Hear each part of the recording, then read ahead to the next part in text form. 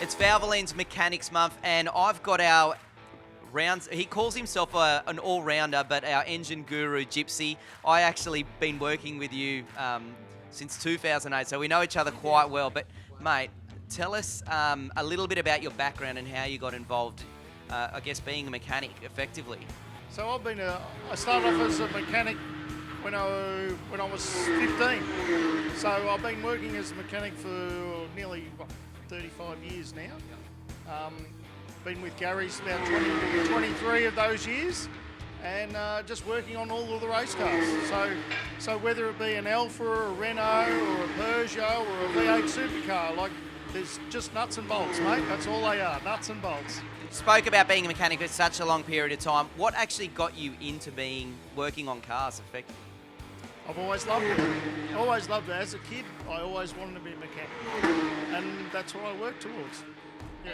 So your love for cars obviously doesn't start and finish at the workshop. You do a little bit of work at home, and you've got a nice daily drive as well. Tell us about your passionate, I guess your favourite car that you got at home.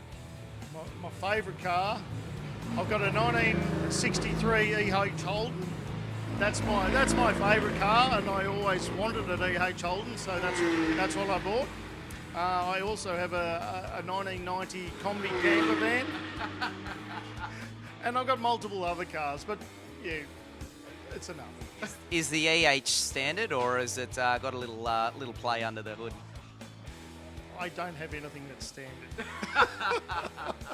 Everything is modified, but in a good way. Like it still looks it's like you used to see them in the 70s.